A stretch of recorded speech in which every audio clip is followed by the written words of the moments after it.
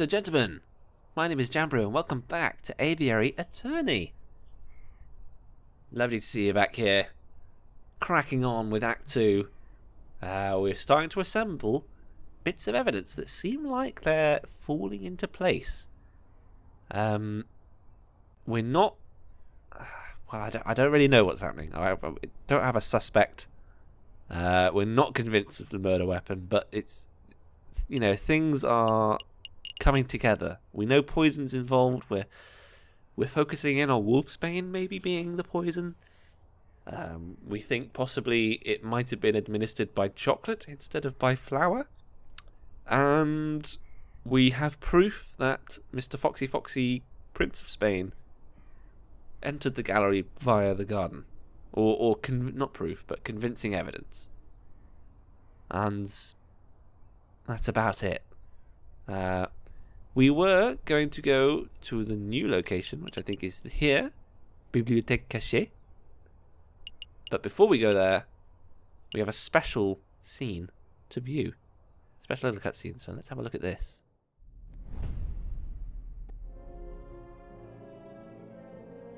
A storm is brewing, my brother. Word of the royal assassination attempt has spread. These are sinister people. The proletariats grow confident. The bourgeois are cowering. It won't be long before we have rioting. Oh, look. Wolves. And then a revolution. Wolves! It's wolves!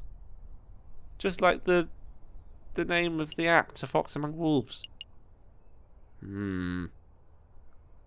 There's more to this than meets the eye. Okay, let's hop to the library. Here for a little light reading, are we? Not quite, Sparrison. Following the hunting beagle's advice. Don't eat poisoned pork? The other piece of advice. Trust Sparrison to solo in on the foodie advice. If we want to learn about a member of royalty, we should hit the library. Oh, that makes sense. Say, Falcon, I've been meaning to ask, since we're in a library and all, are you a classic literature fan, or do you prefer more modern works? Readings for squares. I like the classics. You know. Oh God. Alain René Lesage. Crébillon. Fille. That sort of thing. Don't make me read French like that again, please. Don't try to act smart. I saw you reading that book of naughty limericks the other day. You didn't think I'd notice because you put a dull-looking slipcover over it. But I knew, Falcon. I knew. Ooh. There's a donkey. Would you, messieurs, mind lowering your voices? I can hear your squawking from the other side of the building. And he's got a ridiculous name. Nathan. My apologies, monsieur. We'll keep it down. Wait, you're a librarian, aren't you? An astute observation. Yes, monsieur. As the only quiet person in the library, I am most assuredly the librarian. Well, now that we have your attention, my friend wants to ask you something. I do? Oh, right, I do. Yes. Spanish monarchy. Oh, we can ask him about Don Quixote while we're here. Yes. You seem like a scholarly, well-read individual. I'm sure you're up to date on geopolitical news and the like. I don't need your praise. Spit out whatever imbecilic question is in the back of your throat. Oh, well, we understand that the Spanish throne is currently under dispute. Could you give us a brief rundown on who the contenders are? What a trivial question. Even an elementary school child can name the immediate heirs to every throne in Europe. Yeah, but for the sake of those children who slept through that class, can you refresh our memories? Oh, very well. Pay attention, because I'm not repeating myself. The current reigning monarch of Spain is Queen Reina Isabella II of the House of Bourbon. Oh, not the House of Querido. Daughter of King Ferdinand VII. Upon her death, the crown would likely fall to her husband, King Consort Francis, Duke of Cadiz. Although it is certainly possible that an immediate family member could stake a claim. However, the Queen's position is currently being disputed by the Carlists, headed by the Count of Montemolin. I hope that answers your question. Not really. Not a word. Monsieur, we're actually interested in the Prince Juan Querido of Spain. I don't think I heard that name in your explanation. Prince Juan Querido? Is that what you said? Monsieur, I think you've been misinformed. There's no current Prince of Spain. Oh, here we go. And I'm not even sure Querido is a real name. Certainly no line of any Spanish monarchy. How strange. What does this mean, Falcon? Well, one thing's for sure, our client is not the Prince of Spain. Uh-oh. Maybe he's a delusional lunatic, or perhaps he's involving us in some sort of con. We don't have long before the trial, but it may be in our interest to confront Prince Juan directly to get some answers. Right. Are you two quite done chit-chatting? No. Tell us more. I borrowed this book from a friend. What can you tell us about it? Don Quixote de la Mancha. It's a classic. Everybody's read it. Yeah, everyone.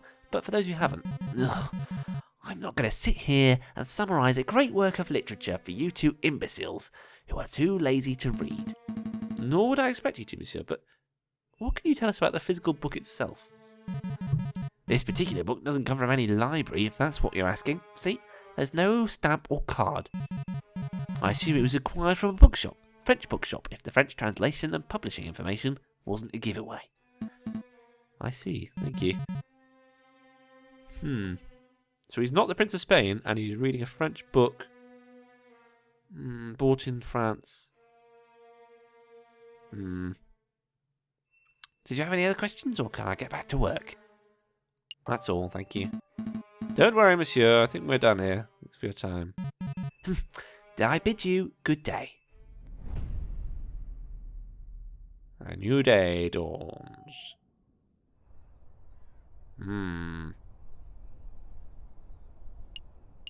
Okay. Where to go? Where to go? Probably to go and confront him, I think. That'd probably be the best thing. Arnhem Associé. Oh, that's the private investigating firm that we discovered as well, isn't it? And if I remember correctly, the name of the guy was Renard Vulpes. Vulpes being a word that's quite obviously come from the Latin root of the word for fox. So, yeah, something's not quite right there. Methinks Prince Juan is linked with this private investigator. Let's go see. Well, actually, this doesn't take a day because it's not got a thing on it, a clock. So let's go here because we can do that and go to the conciergerie. Oh, look, it's Mousy. That's the M in R&M. Oh, customers. Hello? Is this the office of Renard Vulpes? It's you two. Mousy? What are you doing here? Oh, well, this is where I work. See? R&M, Renard and Mousy. Monsieur Renard Vulpes and I carry out all sorts of investigations together. Although, to be completely honest, it's normally Monsieur Vulpes who chooses which cases to take on. I see. Well then, can we speak with Monsieur Vulpes? Oh, I'm afraid that won't be possible, see? Monsieur Vulpes is on vacation right now. He's visiting his father in England. England? But he is set to return in a week or two. Maybe you can come back then. That's no good to us. Our case will be over by then. There's nothing to be done about it. I suppose we'll have to come back later. Yes, I think Monsieur Renard Vulpes is actually our Prince Juan. Let's go and confront Juan the now. Quack! You again? Visiting hours are over. Come back later. I have no time for your quibbling, monsieur. Stand aside. You can't talk to me like that. I most certainly can. We have reason to believe that you're housing a suspect under false pretenses. That is in direct violation of statutes 204B and 488C of the French Criminal Code of Justice. Failure to comply with our request may result in you, yes you, monsieur, being held directly responsible for any consequential legal action. All right. No need to break out the legalese on me. I'll go open the cell. Squawk!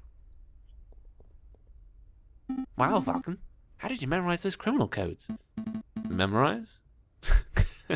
Come on, Sparrowson, learn how to bluff. Oh. Whoa, here we go. Spanish music. Ah, Senor Falcon. It is so good to see you again. You have some good news about my case, I hope. Yeah, let's be polite about it. Listen, Juan, if that is your real name. In order to maximize our chances of a successful trial, I need to know every bit of information. I can't work with half-truths. If you tell me one thing, and the prosecution's evidence tells me another, then we're both in trouble.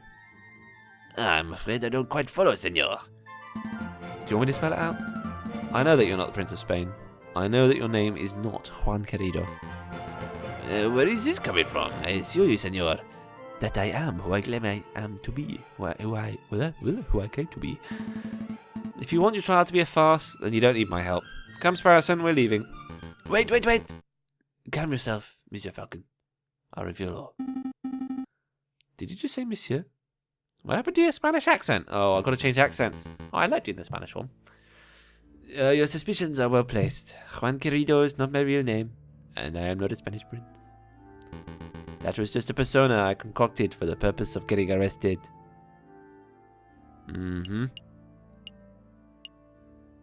Purpose of getting arrested? Why would you want to get arrested? You're putting me in a difficult position, monsieur. If I tell you the full story, I'll be putting someone else in danger. How about this? I'll tell you a story.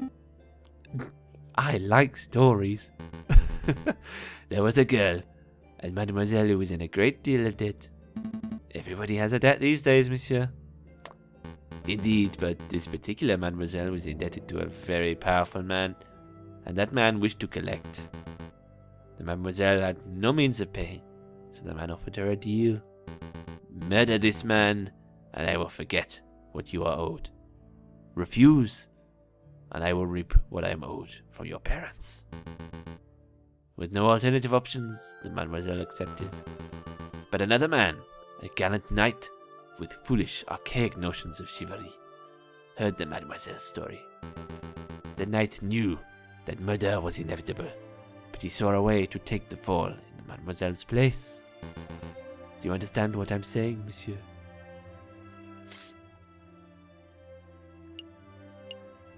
Do I understand what he's saying? So he's saying he murdered, or attempted to murder the king on behalf of a girl who was in debt. There's only one other girl that I can think of that we met so far on this act. In this case. And that is Catherine Marie Signe, the flower seller. She was a little bit suspicious. We didn't get all the information out of her that we wanted because we were trying to be tactful and not scare her off. I'm going to try and see if he's just going to spell it out for us. To be honest, I'm completely lost. That's unfortunate. I thought I made the message perfectly clear. Well, it doesn't matter. Let me give you a piece of advice, Monsieur Falcon. Sometimes the problem doesn't lie with the one on trial. Sometimes the problem lies within the justice system itself. Oh, not another case. Another case that's going to go bad. I'm still lost. Me too. Mon Dieu. This is hopeless. Why don't we talk about something else? Yeah, what is your real name? What's in a name?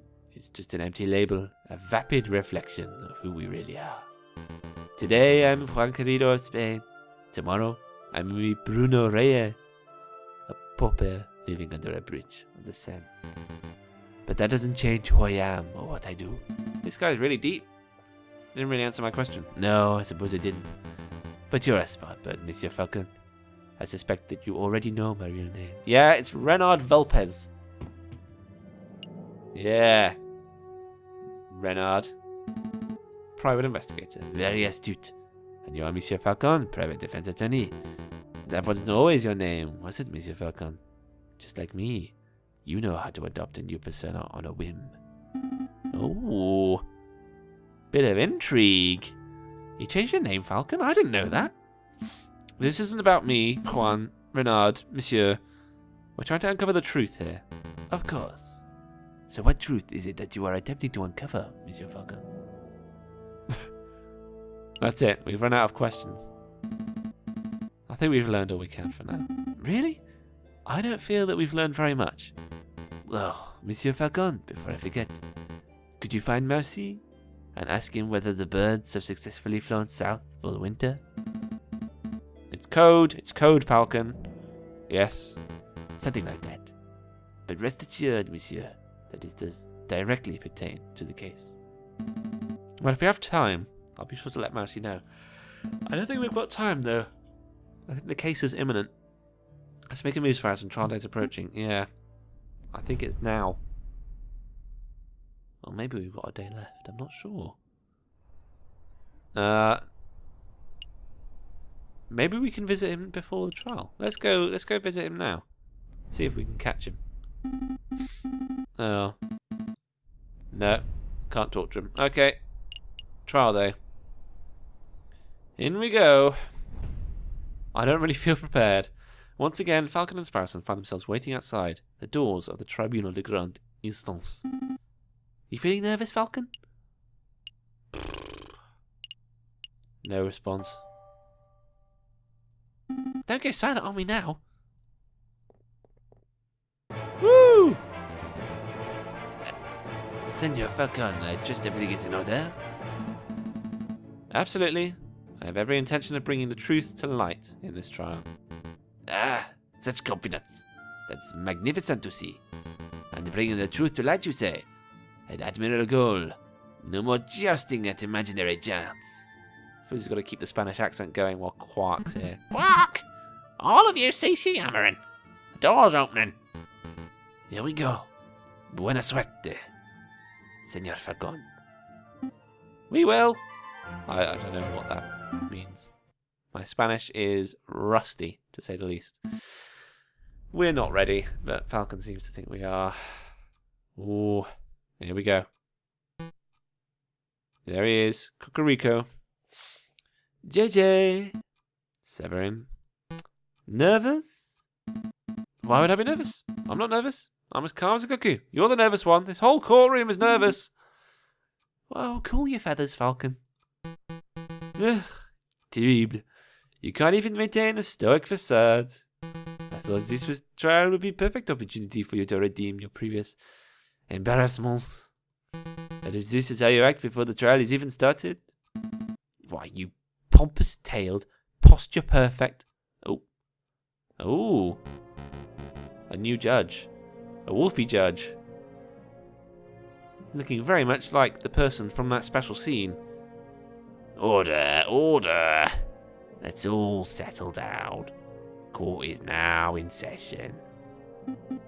That's went a bit cockney there. Psst, Falcon. What is it? Is it me? Or does the primary judge look hairier today? That's a different judge to the one who resided over Dame Kathleen's trial, you doofus. Oh. Still, it's a little strange, isn't it? Well, I think it is because I've seen that extra scene. You know, I know more than the characters in this story. I don't think Falcon would think it was odd initially, so I'll say not really. There are a dozen of judges in Paris alone. Only makes sense that we see different ones in different cases. Ooh. Well, these people are all the same, though. I like your cane, Mr. Ostrich. Excuse me, Your Honor. I was under the impression that Judge Maxime would be residing over this case. Okay, now it's weird. Where is he? Judge Maxime has gone on temporary sick leave due to a terrible accident with a flight of stairs. Yeah, we definitely gone Cockney now. Too late. Cockney wolves. But rest assured, assessors, prosecutor, defense, and members of the jury, that I am more than qualified to fill his shoes. Without further ado, let's get this show underway. This is the trial of Prince Juan Querido, who stands accused of murdering Major Howe and of conspiring to murder the king himself. Roll call! Oh, that really got my throat. Hang on. Whoa. The defense is present and ready, Your Honor. The prosecution is ready, Your Honor. I'm a cock.